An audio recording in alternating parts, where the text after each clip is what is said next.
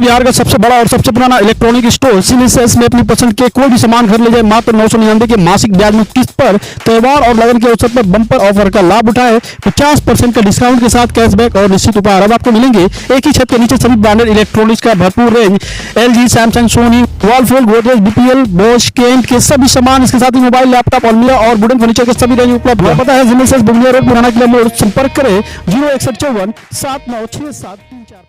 सीवान में जदयू नेताओं के द्वारा एक प्रेस कॉन्फ्रेंस का आयोजन किया गया, जिसमें मुख्य रूप से अति पिछड़ों के आरक्षण के मुद्दे पर चर्चा की गई। इस मौके पर पूर्व विधायक सह प्रदेश महासचिव हेमनारायण शाह, पूर्व जिला अध्यक्ष मुर्तजा अली कैसर, जिला परिषद अध्यक्ष संगीता यादव उपस्थित रहे। प्रेस वार्ता के दौरान उमेश सिंह ने बताया कि अति पिछड़ों के आरक्षण पर भाजपा द्वारा किसी न किसी रूप में बार बार प्रहार किया जाता है। तो आइए आपको सुनाते हैं प्रेस वार्ता के दौरान और क्या कुछ कहा जदयू नेताओं ने। जी, आज का प्रेस कॉन्फ्रेंस आरक्षण, अति पिछड़ा के आरक्षण के मुद्दे के प्रयोजन में है। इस प्रेस में माननीय पूर्व विधायक महाराजगंज और प्रदेश के महासचिव श्रद्धेय श्री हेमनारायण शाह जी, प्रदेश के महासचिव मुर्तजा अली कैसर साहब, पूर्व जिला अध्यक्ष और सिवान जिला की जिला परिषद की अध्यक्ष और प्रदेश के महासचिव श्रीमती संगीता यादव जी हम लोग के साथ उपस्थित है। तो सबसे पहले अति पिछड़ों के आरक्षण पर बार बार भाजपा के तरफ से प्रहार किया जाता है किसी न किसी रूप में, उसी के संदर्भ में यह प्रेस बुलाई गई।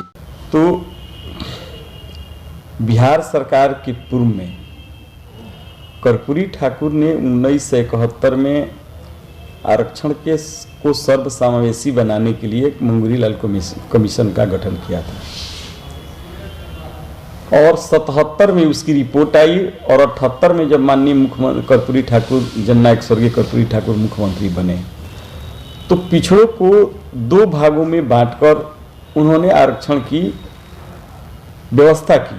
जो आज़ादी के बाद प्रथम यह हुआ कि अति पिछड़ों को आरक्षण दिया गया शैक्षणिक और सरकारी नौकरियों में, जिसको कर्पूरी फार्मूला कहा गया और यह आरक्षण 26% था उस समय, जिसमें अति पिछड़ा के लिए 12%, पिछड़ों के लिए 8% और स्वतंत्र भारत के बाद महिलाओं के लिए 3% आरक्षण की व्यवस्था की गई, जो यह अपने आप में एक अनूठा है। तो 3% महिलाओं के लिए और 3% समान वर्गों के लिए, कुल जमा 26% का आरक्षण हुआ, जिसको कर्पूरी फार्मूला के नाम से हम जाने जाते हैं। अब उसके बाद जब माननीय मुख्यमंत्री 2005 में सत्ता में आए तो उन्होंने कर्पूरी फार्मूला को आगे बढ़ाते हुए, चूंकि मेरी पार्टी गांधी, लोहिया, अंबेडकर और कर्पूरी ठाकुर के विचारों और सिद्धांतों की पार्टी है और उनसी विचारधारा और सिद्धांतों के बल पर माननीय मुख्यमंत्री ने शासन का सूत्र बनाया, न्याय के साथ विकास का। उसी कड़ी में उन्होंने सबसे पहले अति पिछड़ों को हक के लिए अति पिछड़ा आयोग बनाया और अति पिछड़ा आयोग बनाने के बाद जब ही उन में पंचायती राज का जब चुनाव की घोषणा हुई तो उन्होंने अति पिछड़ा को पंचायती राज के एकल पदों में 20% का आरक्षण दिया, जिसमें बहुत सारे हमारे नुनिया, कानू, कमकर, कला, कहार, धुनिया, जुलाहा, रंगरेज, दफाली, साई, मुसलमनिया धोबी, मुसलमनिया हजाम, तमाम जो अति पिछड़े लोग थे जो कभी सत्ता में हिस्सेदारी नहीं खोजते थे, नीतीश कुमार ने उनको सत्ता में हिस्सेदारी दे करके एकल पदों में आरक्षण दिया, जिसके बदौलत वो मुखिया हुए, प्रमुख हुए, जिला परिषद के अध्यक्ष पद पर हुए और यह एक क्रांति हुई जिसको हम लोग सांस्कृतिक क्रांति के नाम से हमारी पार्टी उसको जानती है। उसके बाद यह सिलसिला चलता आया। जो ही 2007 आया तो नगर निकाय के चुनाव में भी माननीय मुख्यमंत्री ने इस फार्मूला को लागू किया। तब से चुनाव होते आया। बीच में चुनाव नगर परिषद का जब हो रहा था तो चुनाव को बीजेपी के इशारे पर स्थगित करा करके और कहा गया कि डेडिकेटेड कमीशन बनाया जाए। जब डेडिकेटेड कमीशन राज्य सरकार को कहा गया, राज्य सरकार ने डेडिकेटेड कमीशन बनाया। सभी सदस्य अति पिछड़ा वर्ग आयोग के अध्यक्ष के नेतृत्व में, जो नवीन कुमार आर्य हैं, प्रोफेसर नवीन कुमार आर्य हैं, उनके नेतृत्व में लगातार अलग अलग जिलों में दौरा करके प्रशासन के स्तर पर पंचायत प्रतिनिधियों से, अति पिछड़ा के राजनीति करने वाले साथियों से, सबसे, और अति पिछड़ा मोहल्ला में जाकर के उन्होंने इस बात से अवगत कराकर अपनी रिपोर्ट एन सिन्हा इंस्टीट्यूट को दिया। एन सिन्हा इंस्टीट्यूट ने इस रिपोर्ट को बनाकर हाई कोर्ट को सुपुर्द कर दिया। फिर इसमें बीच में अड़ंगा डालते हुए भाजपा के इशारे पर यह कहा जा रहा है कि यह जो आरक्षण है, कमीशन है, डेडिकेटेड कमीशन, जो डेडिकेटेड नहीं है, जो कमीशन है बहुत बुरा है। तो हम कहना चाहते हैं कि भाजपा एक तरफ कहती है कि हम सबका विकास, सबका विश्वास, सबका साथ लेकर चलते हैं, और एक तरफ अति पिछड़ों के सवाल पर, आरक्षण के सवाल पर विभिन्न प्रकार के हथकंडे अपना करके कहीं ना कहीं अड़ंगा डाल करके उसको प्रभावित कर रही है। उसकी मंशा साफ है, और जब तक उनके शरीर में सांस है, अति पिछड़ों का आरक्षण खत्म किया जाएगा, न अति पिछड़ों के आरक्षण को कोई खत्म करेगा। उमेश जी, आप एक अनुभवी नेता भी हैं, जिला अध्यक्ष रहे हैं सीवान के। आपने कहा भाजपा बार बार अड़ंगा ला रही है और भाजपा इशारा कर रही है, आखिर उसके इशारा पे हाई कोर्ट या सुप्रीम कोर्ट उसको मान रही है क्या?